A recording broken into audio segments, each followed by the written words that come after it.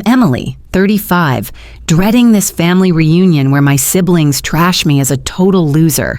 They don't know my AI firm just sold for $100 million. I roll in my 12-year-old truck because flash ain't my deal. Impact is. Their failure taunts? About to get obliterated. My private jet hitting their lawn? Just the opening shot. You're on Renvenge Zinnia, where underdogs drop truth bombs on doubters. Drop a comment now. Where you at? Smash like and subscribe if family's called you a nobody. This bombshell's pure gold. Don't miss it. Growing up wedged between my older brother Michael, 45, a Wall Street kingpin with a New York penthouse and a Maldives villa, and my younger sister Olivia, 30, married to a real estate mogul with a tabloid-featured wedding and red carpet galas, was a freaking nightmare. Me, Emily, 35, was always the misfit, never fitting their perfect mold. Michael was obsessed with status, Olivia a social climbing queen, while I was out here challenging the system. My parents tried to play fair with us kids, but our values were worlds apart.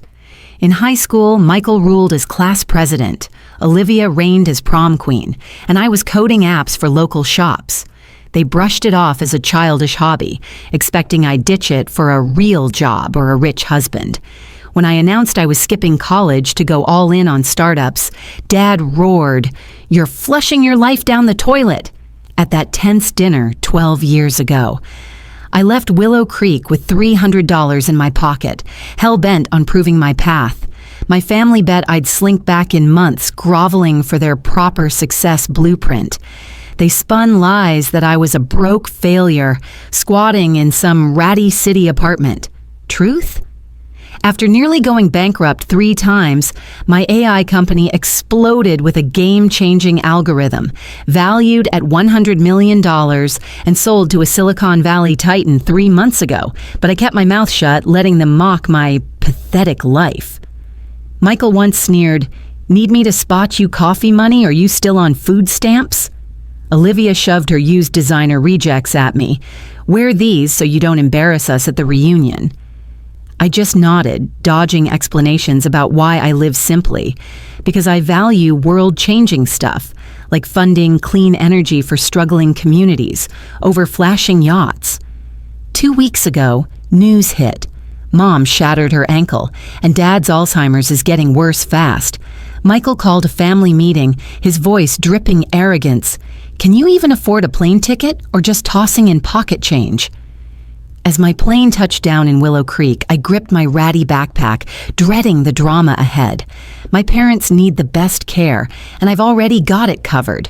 But my siblings? Clueless, ready to sling more elitist insults. Spill my empire or play broke. I'm torn, but this meeting's gonna be a smug fest hell.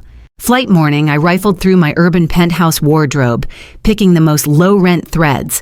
Faded cargo pants, a threadbare hoodie with a rip at the hem, and scuffed boots on their last legs. My assistant, Sarah, eyed me like I'd lost it as I crammed similar rags into a tattered gym bag instead of my leather roller. "You're sitting on $100 million, boss, and you're rocking broke college kid vibes for a homecoming," she quipped, clutching my standard planner. "And economy class over the corporate jet? Why?" "Because that's the pitiful version they expect," I shot back, yanking my hair into a messy bun. "They've got this locked-in loser image of me, and I'm not shattering it yet." Mid-flight, I mulled why I played this charade. It was messy AF. Part of me thrived on the underdog edge. Being underrated let rivals slip up, handing me deals on a platter. With kin, their rock-bottom expectations meant no grilling on my wins by their lame standards. But deep down, a truth I barely owned. Their shade wrecked me. Bolting home, their dream-crushing dismissal sliced like a knife I couldn't cop to. Every snide jab at my delusional startup phase. Every push to settle like Olivia or get a corporate gig like Michael piled into a fortress around my real self. "Your issue, Emily, is you're a hopeless dreamer," Michael spat at our last holiday blowout 4 years ago. "Some folks are built for the big leagues. Others, they're sidekicks. Own your mediocrity. No shame." That night, I bailed to the porch, faking a work call to choke back sobs. Twist. Hours earlier, I'd sealed a merger blasting my firm global. My crew popped bubbly while I geared up to play family punchline. The cab from the airstrip cruised Willow Creek's nostalgic lanes. Downtown? Frozen in time. The old diner Dad loved, the soda fountain for grade school wins, the square where I dreamed up my first code hack watching folks fumble flip phones. It all felt shrunken, trapped in resin, while my empire sprawled infinite. Cab halted at my childhood ranch-style home. Nostalgia hit hard with dread. Fresh paint on the red brick, but same old vibe. The oak I scaled as a tyke loomed in the yard, Mom's prized rose beds lining the drive. For a sec, I was that eager 8-year-old bounding up with a science fair ribbon, craving praise that always fell short. Paid the driver, sucked in air, and trudged the path. Door flew open pre-knock. Michael in his designer polo and tailored chinos, chilling like a CEO. "About damn time," he greeted, eyeing his Rolex. "We figured you'd hitchhike or something after your flight tanked." "Bus from the strip?" His gaze raked my scruffy getup, a smug grin curling. "Nice to see you too, Michael," I muttered, forcing a quick hug he stiff-armed. "Flight was smooth. How are Mom and Dad?" "Hanging in there, considering." He snatched my bag, pity mixed with arrogance at its shabbiness. "I've been here since dawn, orchestrating everything. Olivia and Ethan roll in tomorrow a.m. Your old room's waiting, untouched, like your life." Trailing him in, he droned on. "Hey, if you're short on cash for this trip, hit me up. I get ditching your hustle gigs must sting your wallet." Boom. First zinger on my broke-ass status. I could have schooled him. My C-suite handles my calendar, money's a joke.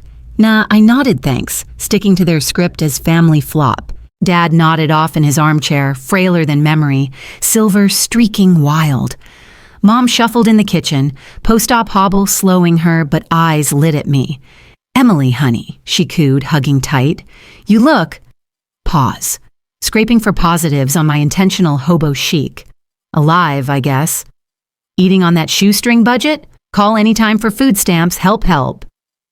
"I'm good, Mom," I soothed, easing her to sit. "Update on recovery? Doc's thumbs up?" Chatting health, Michael loomed, dropping jargon and options he'd Googled like a pro. He'd binder-ed premium facilities and home aids, full-cost spreadsheets and star ratings. Impressive setup, but laced with the vibe he'd call shots, me, the broke middle cis, barely chipping in pennies. "Deep dive tomorrow," he rapped, snapping shut. "But chew on this. Prime care ain't cheap. Costs stress, targeted jab at my limits." I nodded sage, knowing my vault could bankroll platinum care forever. Extras galore. Revelations? Not tonight. Gotta gauge sibling venom full throttle first. Evening. Mom pushed to cook despite limp. I volunteered, but Michael ordered gourmet delivery. Proper meal, implying my slop wouldn't cut it. Spread was bougie. Prime rib, truffle mash, heirloom veggies, sourdough Mom raved over. "Cost a mint," she fussed, plating on fine china. "Michael, you're too kind." "No biggie, Mom," he preened, false humble. "Firm crushed Q3. Plus, savor these before it's too late." Doorbell mid-setup. Olivia stormed in dramatic as ever, Ethan lugging Louis Vuitton hauls. Sis channeled Vogue in her couture gown and diamonds, main flawless post-travel ordeal. "We're here," she trilled, air-kissing Mom. "Gifts incoming." Unwrapped. Rare bourbon for Dad, cashmere throw for Mom, monogrammed briefcase for Michael. My turn? Smile dipped. "For you, Emily. Figured you'd need this." Tiny sack. Gift card to a discount outlet. "Saw your rags last visit. Pitiful. This'll snag some interview suits so you don't look homeless." "Thanks," I deadpanned, pocketing it, ignoring the jobless dig. "Sweet." "We all root for your breakthrough," she cooed, patting like I was a stray. "On success. Ethan's firm just went public. We're toasting with a Hamptons Reno, quartz counters, ocean views. Dinner chat? Sibling Flex Fest, Michael's mega deal, Olivia's viral gala raking millions for vanity causes, Ethan's Polo League trophy at their posh club. Spotlight on me? Fake sympathy. You, Emily? Olivia probed, wine-topping. Any progress in your whatever? App dev or something. I vagued, loading spuds. Freelance consulting. Michael jumped. No guys needing basic code, entry level but beats your unstable crap. Appreciate. I bit back, urged to drop my $100 million bomb. Dad piped up. Still in that rat hole flat? Noisy hellhole. That pad? Ancient history. I own a skyline loft now. Cozy spot. Truth without spill. Cozy's code for slum, Olivia cackled. Recall Emily's win was affording off-brand soda? Laughs at my loser vibes as talk veered to parents' care. The conversation about my parents' care dragged on, laced with more digs from Michael and Olivia, who kept hammering that Medicare wouldn't cut it, and their pensions were no match for elite facilities. Each word felt like a fresh stab, stirring a mix of rage and exhaustion deep in my chest. I'd spent years swallowing this crap, but tonight it burned hotter than ever. We've scoped out these Lux spots near us, Olivia said, her voice dripping fake sweetness that made my stomach twist with disgust. VIP access, spa-level med, the whole package, perfect for them. Ethan nodded like the expert he thought he was, his smug agreement only fueling the resentment bubbling inside me. The social scene's elite, too. They tossed around we like I wasn't even in the room, side-eyeing me as if I was just there for show, and that exclusion hit like a punch to the gut, reminding me how invisible I'd always been in their eyes. The message was clear.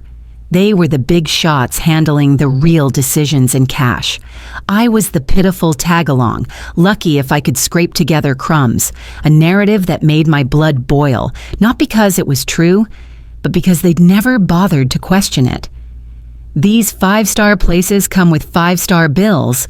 Michael aimed right at me, his words slicing through the air like he was enjoying the jab. Olivia and I have it split. Fair by means, of course. Olivia chimed in with her sugar-coated BS. No need to match us, no pressure. Her patronizing tone igniting a spark of defiance in me, urging me to shatter their illusions right then. Whatever scraps you can manage are fine, even if it's symbolic, Michael added, like he was doing me a huge favor, and I felt a wave of humiliation wash over me, quickly turning to cold fury as I clenched my fists under the table.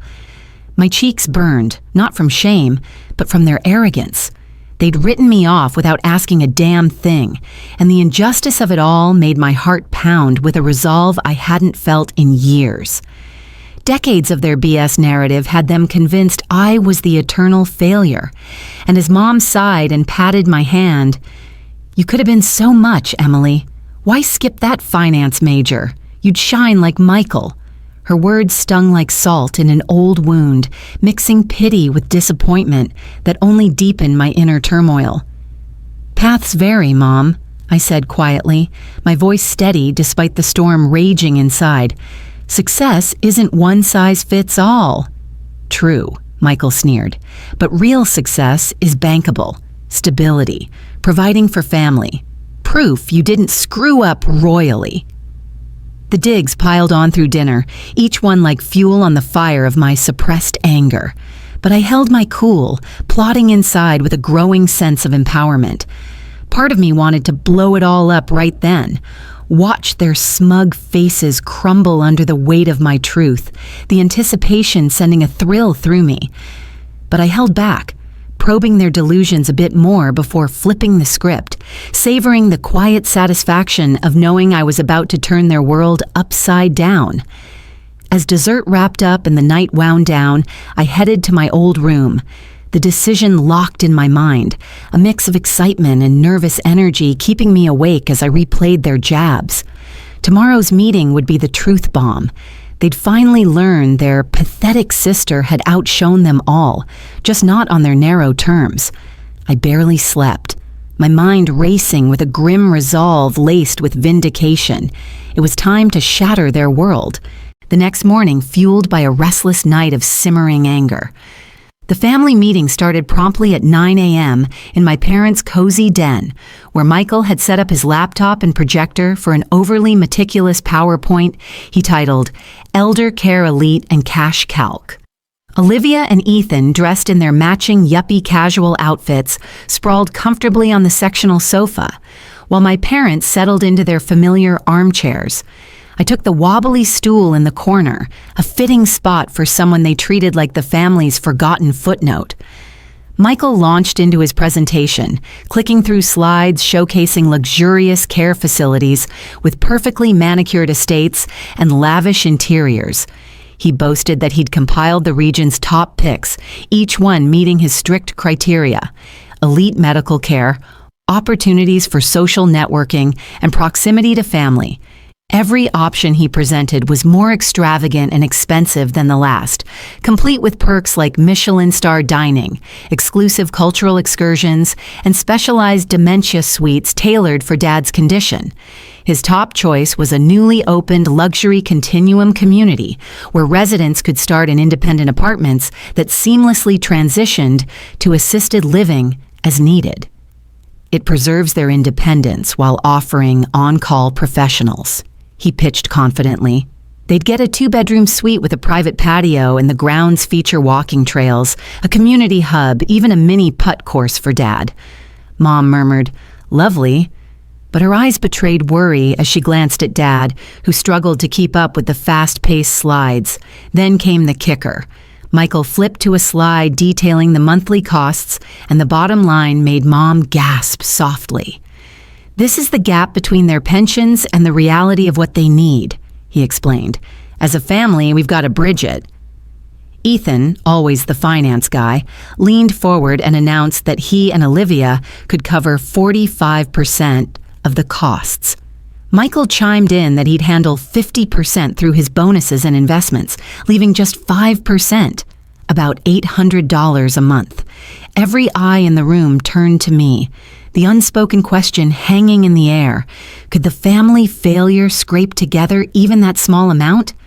I stayed quiet, letting their assumptions simmer, curious to see how far they'd push their narrative about my supposed broke life. Olivia cleared her throat with exaggerated delicacy.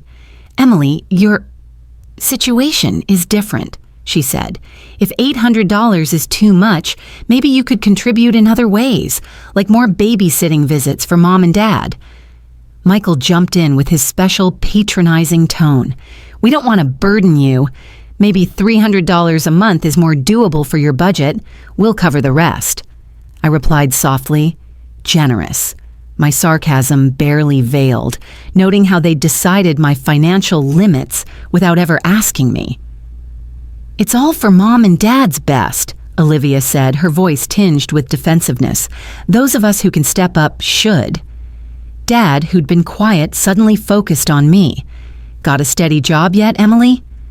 "Last time we talked, you were unemployed." Before I could respond, Michael cut in. "Actually, I've been meaning to mention, my firm's got a junior admin position opening. The pay's nothing by our standards, but for you, it'd be a lifeline with benefits. I'll put in a word." Olivia beamed at him. "So kind. A real job at a real company would be a total game changer for you, failure." Their condescension hit a new high. They'd built such an airtight story of my failure that they couldn't imagine I'd achieved anything worthwhile. I kept my cool.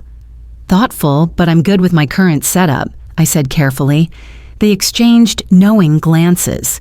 "Good isn't secure, Emily," Michael sneered. "Grow up, you can't mooch forever." "Mooch," I echoed, genuinely thrown. "You said you had roommates last time," Olivia said, "and you never invite us over, which screams you're crashing in some temporary squat." I'd never mentioned roommates. That was about my staff staying over sometimes. And no invites? Their toxic vibes were the reason. "I don't mooch," I said firmly. "I've got a stable home." "Stable without a car, huh?" Michael jabbed. "Took a taxi from the airport? Got a bike at least?" The conversation had veered into ridiculous territory, and I almost laughed. Instead, I said, "My arrangements work for me." Mom tried to smooth things over. Emily's always been our free spirit. Material success isn't everything for happiness. Michael muttered, loud enough for all to hear, "Handy excuse when you're a broke joke." That was it. The moment a decade of their disdain snapped into sharp focus, they'd never see the real me unless I forced them to face it. Ethan, oblivious to the tension, tried to steer back. "So, $300 a month doable? We need to finalize numbers." I pulled out my phone. "Need to make a quick call first. Just a minute." Michael's irritation flared. "Not now. We're in the middle of serious family business." I ignored him and dialed Sarah. "Hey, it's me. Everything set for today?" I paused, listening. "Sweet. Launch the arrival in 10 minutes. The yard's big enough. Thanks." I hung up to their confused stares. "Sorry, just confirming transport," I said. "Another cab? We're not done," Michael snapped. "Not a cab," I replied, settling back. "About those care options, I've got another suggestion. It opened last year, 15 minutes from here. Top-notch Alzheimer's program, nationally acclaimed for innovation." Michael dismissed it instantly. I scoured a 60-mile radius. If it was worth anything, it'd be in my deck. I stayed calm. "It's ultra-exclusive, only takes private clients through my fund. No public listings." Olivia scoffed. "How would a nobody like you know about some secret spot?" I smirked. "Because I funded it. The Evergreen Elder Wellness Fund is my project." A stunned silence blanketed the room. Michael recovered first. "You're what? You're saying you've got the cash to fund a health facility? That's BS." "Exactly what I'm saying," I shot back. "Absurd," he scoffed. "What's next? You own a private jet and an island." "No island yet," I said with a small smile. "Emily, this isn't funny," Olivia snapped. "We're talking about our parents' future." "I'm dead serious," I replied. "Right," Michael mocked. "The sister who can't afford a car runs a foundation. Makes total sense." Right on cue, the unmistakable thrum of helicopter blades cut through the air, growing louder by the second. The family's chatter stopped cold as the roar took over. "What the hell?" Mom exclaimed, rushing to the window. Outside, a sleek jet-black helicopter was descending onto the front yard, its rotor blast flattening the grass and shaking the old oak tree. "Is that even legal?" Olivia panicked. "Should we call 911? I gathered my things calmly and stood. "No need. That's my ride." Their eyes nearly popped out. "Your ride?" Michael barked. "What's going on, Emily?" I walked to the door and turned back. "You said I can't afford a car. You're right. I don't own one." I flung the door open as the helicopter idled, the pilot in a crisp uniform giving me a wave. "My ride's here," I said simply. Mom's face went pale, and she slumped onto the couch in a faint. Dad stood frozen, jaw dropped. Olivia gripped Ethan's arm so hard her knuckles turned white, while Michael looked like he'd been told the earth was flat. Before stepping out, I added, "When Mom wakes, tell her I'll be back in an hour. We'll continue this at my place. The jet can take us all." As the helicopter lifted off, I caught a final glimpse of my family in the doorway, their faces a chaotic mix of shock, confusion, and disbelief.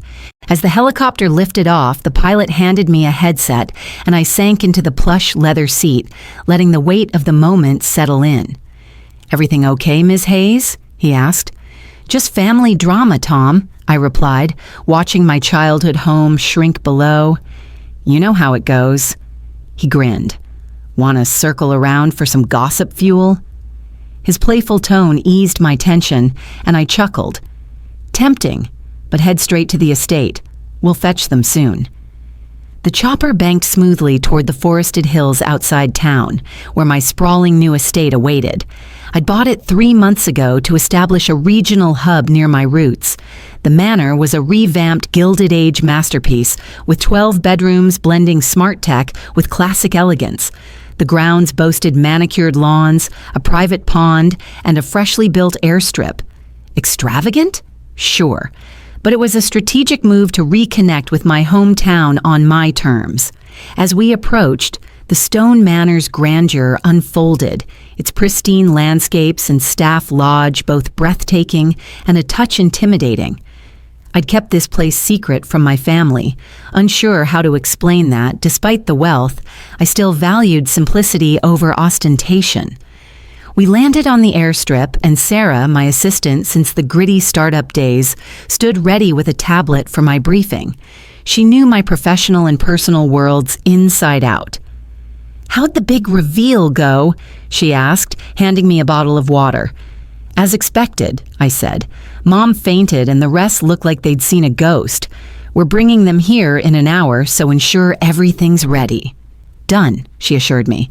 "The chef's prepped lunch. The East Wing suites are set for an overnight, and I've got the family dossier you asked for." That dossier outlined the care arrangements I'd quietly made for my parents. My evergreen elder wellness fund, a trust covering all their medical needs, and legal safeguards to ensure top-tier care, no matter how family tensions played out. "Thanks, Sarah," I said. "I'd be lost without you." She smirked. "You'd probably buy another AI giant out of boredom. By the way, the Tokyo team sent the new protocol pitch. Needs your feedback by tomorrow."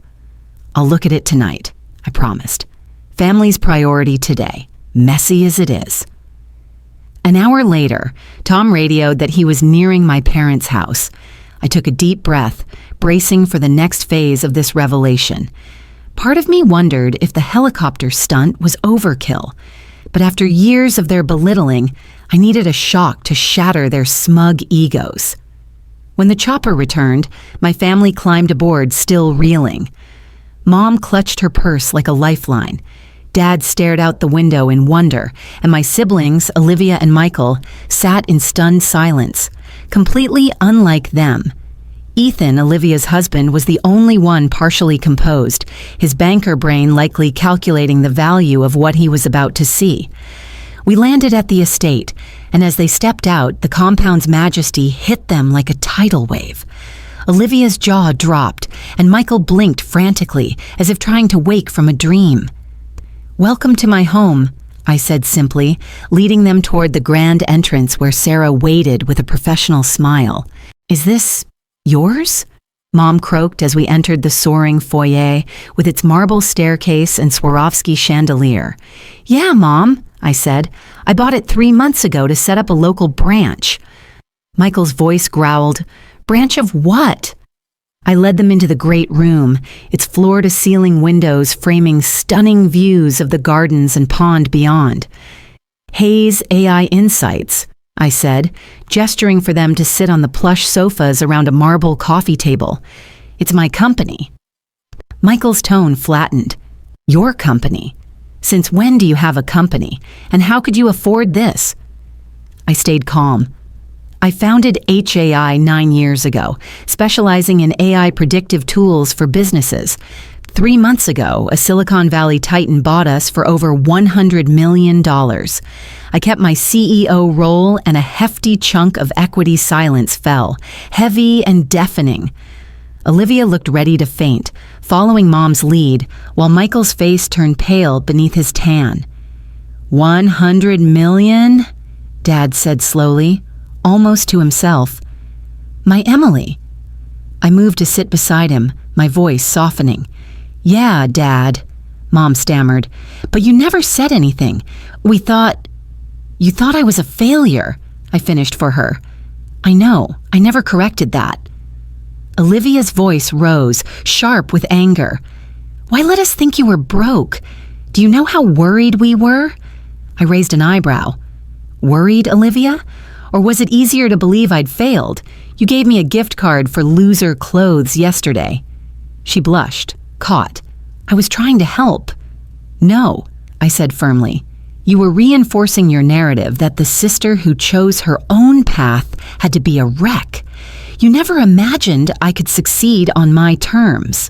Michael's anger flared. "You could have told us instead of making us look like fools." "I didn't create your assumptions," I countered evenly. "You did that. Every time I mentioned my work, you dismissed it as Emily's hobby fail or changed the subject. You never asked about my business or life." Mom started, "But the ragged clothes, the taxi..." Choices, I cut in. I live simply because I want to, not because I'm broke. I drive an old truck because I like it.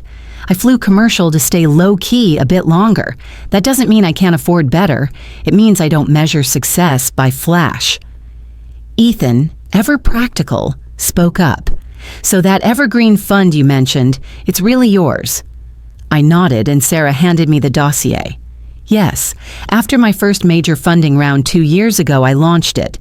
It runs an innovative elder care community focused on memory support and holistic care. I've already arranged for Mom and Dad to have a spot there whenever they need it. I opened the dossier, showing them the trust set up in my parents' names, the comprehensive medical coverage, and the legal framework ensuring their future was secure, no matter what family drama unfolded.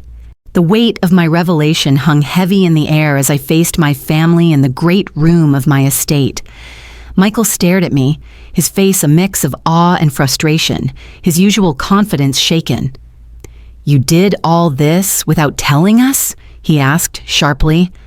I held his gaze, my voice steady and unyielding. "I did it because I love them. I didn't tell you because I knew you'd try to control it, doubt me, and demand I prove my worth. Today showed I was right." Mom's eyes filled with tears, her voice soft and trembling. "We didn't mean to belittle you, Emily." I softened slightly, but didn't waver. Maybe not intentionally, but every pity gift card, every push for a dead-end job at Michael's firm, every wasted potential jab screamed that you saw me as a failure who needed rescuing. Olivia bristled, her tone defensive. "We were trying to help." I leaned forward, my words sharp and deliberate. "Or were you propping up your own paths by painting me as the family's cautionary tale? The joke who flopped because I didn't follow your rules?" My words landed like a punch, and for once my siblings didn't fire back. They sat in silence, their smugness crumbling as they mulled over the truth. Dad reached for my hand, his eyes clearer than they'd been all weekend despite his Alzheimer's. "I always knew you were special, Emily," he said, his warmth cutting through the tension. "Different but special. I just didn't see what you were building." I squeezed his hand gently, a lump rising in my throat. "Thanks, Dad. That means everything." Sarah, my assistant, signaled that lunch was ready, and we moved to the dining room, where the table sparkled with fine porcelain and fresh flowers. As we ate, the family's shock began to thaw into curiosity. Mom asked tentative questions about my city home. Olivia quizzed me on my travels, and even Michael dug into how I'd built my empire. For the first time in years, they saw me, not as the flop they'd written off, but as a boss who'd carved out something massive on her own terms. The private jet had stunned them, but their genuine interest felt like the real victory, a quiet triumph that warmed me more than I expected. After lunch, I led them on a tour of the estate, through the Grand Manor, past the guest villas, and into the new office wing where my local team would soon work on projects.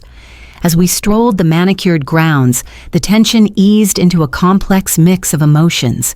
Shame lingered in my siblings' eyes, pride glowed in my parents', and I felt a quiet relief wash over me, finally free of the mask I'd worn for years. In the Lakeview garden, we settled onto patio furniture for coffee, and the conversation turned natural, curiosity outweighing the old judgments. Dad, his gaze sharp despite his condition, looked at me with a focus that anchored him in the moment. "When did you know your company was a hit?" he asked. I smiled, touched by his effort to connect. "There wasn't one big aha moment," I explained. "The first 4 years were brutal. Near bankruptcy 3 times, living in a crappy walk-up with a leaky roof, grinding 20-hour days. But in year 5, our algorithm patent changed everything." Mom frowned, her voice soft with concern.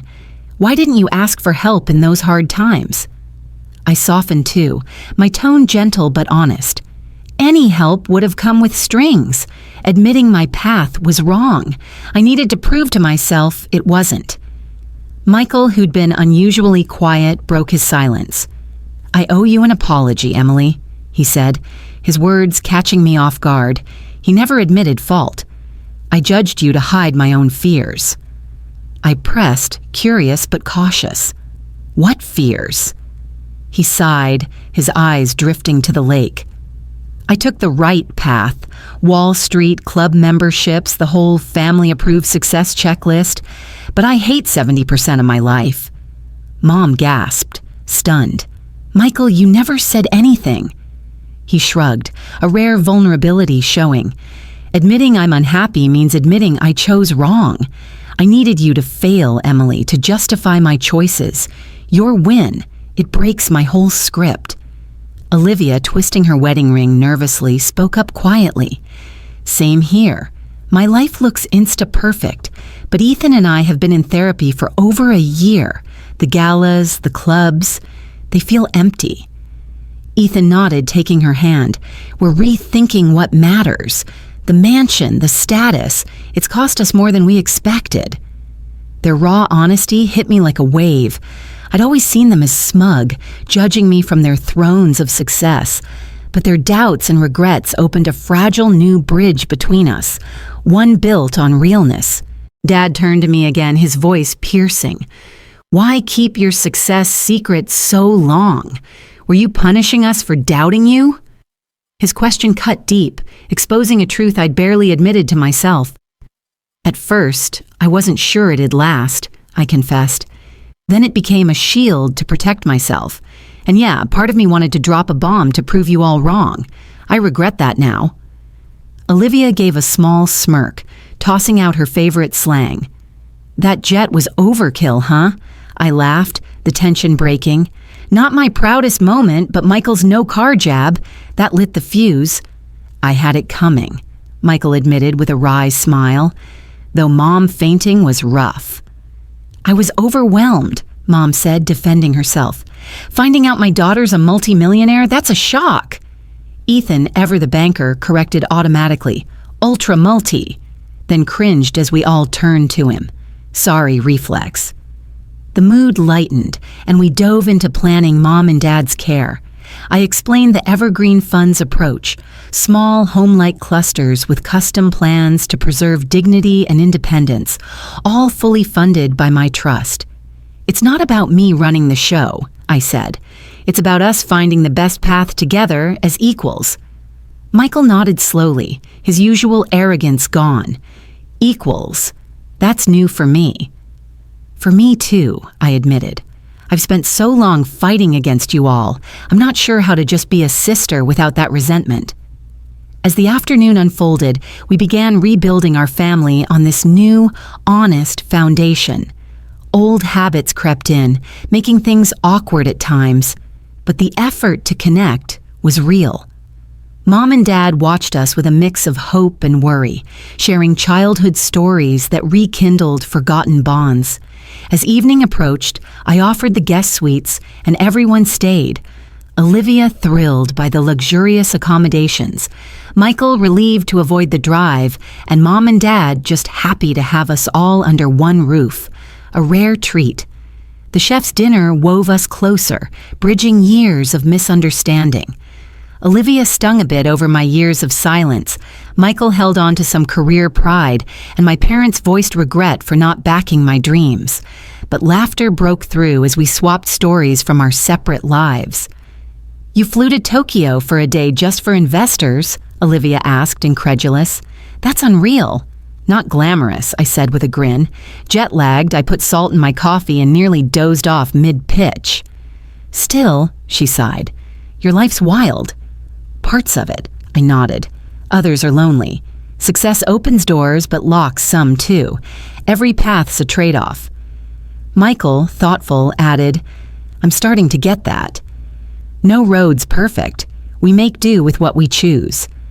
Dinner wrapped, and we lounged with dessert, a profound shift settling over us. The old hierarchies and judgments weren't gone, but they'd cracked, making way for a fragile promise of real ties, not masks. Mom accidentally spilled coffee on the pricey rug, her panic instant.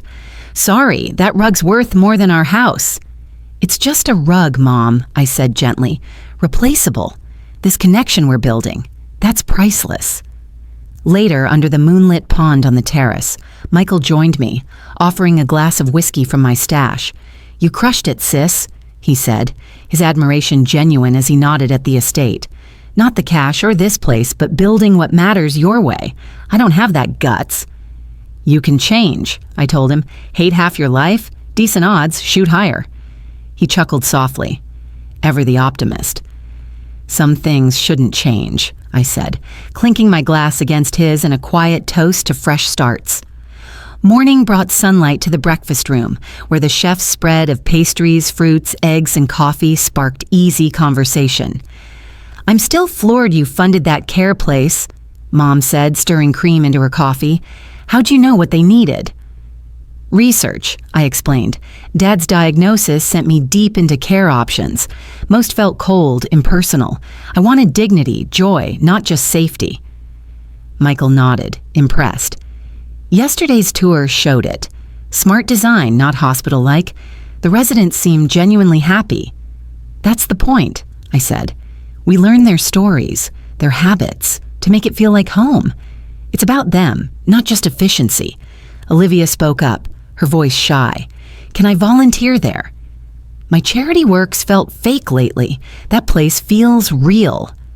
I was touched. "They'd love your design eye for the arts program." We planned Mom and Dad's care, timeline, legal details, staying connected through it all as equals, each of us pitching in. After breakfast, we gathered in the garden for a family photo, our first in years, with real, unforced smiles. On the terrace steps, I stood taller, a quiet thrill running through me. In just 48 hours, I'd flipped their world upside down, and they'd never underestimate me again. My story of turning my family's doubts upside down hit me hard, and I bet some of you have your own tales of proving the haters wrong. Drop them in the comments. Let's hear your victories. If this raw journey resonated, hit that like button, subscribe for more real-life stories, and share it with someone who needs to know success isn't just one path. True wealth? It's the bonds we forge, not the flash we chase. Thanks for riding with me, y'all.